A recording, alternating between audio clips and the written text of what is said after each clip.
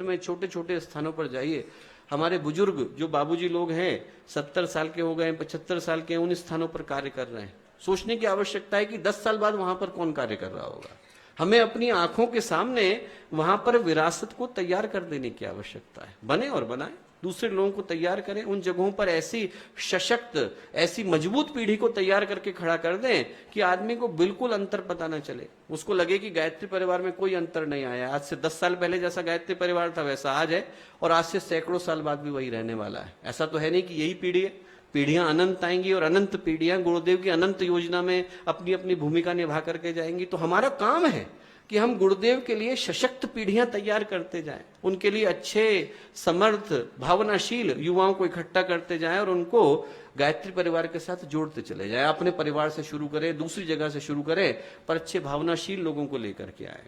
तो दोस्तों, ये समय विभीषिका का है और विभीषिकाओं में निश्चित रूप से कष्ट कठिनाइयां बढ़ती हैं, पर कष्ट कठिनाइयां आएंगी तो तपस्वियों की तरह उनका वर्ण करेंगे, उन चुनौतियों का सामना सौभाग्य की तरह से करेंगे।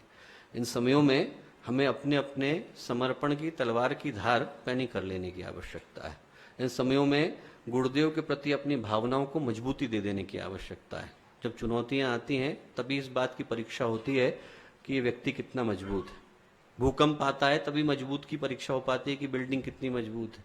वैसे ही समस्याएं जब बढ़ती हैं उसी समय में इस चीज की परीक्षा हो पाती है कि हमारा व्यक्तित्व कितना दमदार है। और ये समय हमें अपनी अंतरात्मा के सामने, परमात्मा के सामने इस शिद्दत के साथ प्रूव कर देने का है कि हमारे व्यक्तित्व कहीं से कमजोर नहीं है। हम लोग छोटे उद्देश्यों को लेकर गायत्री परिवार का हिस्सा नहीं बने, कष्टों का, चुनौतियों का सौभाग्य की तरह वर्ण करेंगे, गुरुदेव के प्रति अपनी श्रद्धा को, समर्पण को जरा भी कम नहीं होने देंगे और एक नई, मजबूत, संस्कृतिवान, सशक्त पीढ़ी को यहाँ से तैयार करके जाएंगे। ऐसी कामनाएं हमारी परम पूज्य गुरुदेव, परम वंदनीय माता जी के आशीर्वाद से पूरी हों। ऐसी शुभकामनाएं, ऐसी मंगल कामनाएं।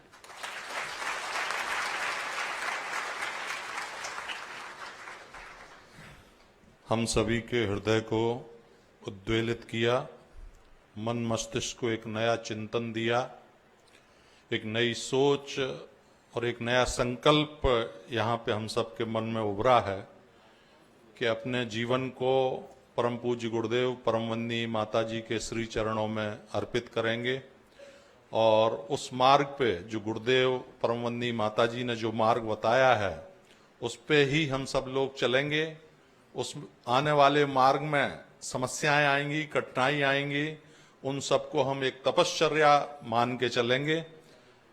हमारे बीच में चिन्मय जी आए हैं और अब यहाँ से वे प्रस्थान करेंगे। हम सभी हाथ जोड़ के प्रणाम करें।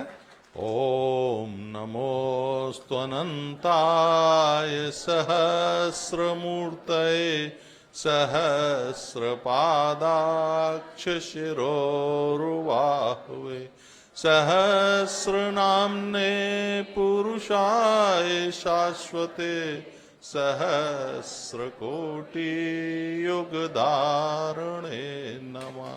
सहस्रकोटि युगधारणे।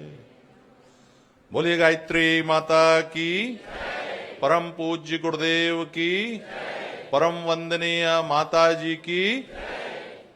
आपके बीच में 1 मासी 9 दिवसीय सत्र के भाई बहन भी हैं और भारतीय संस्कृति ज्ञान परीक्षा के इस प्रवचन हॉल के अंदर अब अगला क्रम आरंभ होगा। भारतीय संस्कृति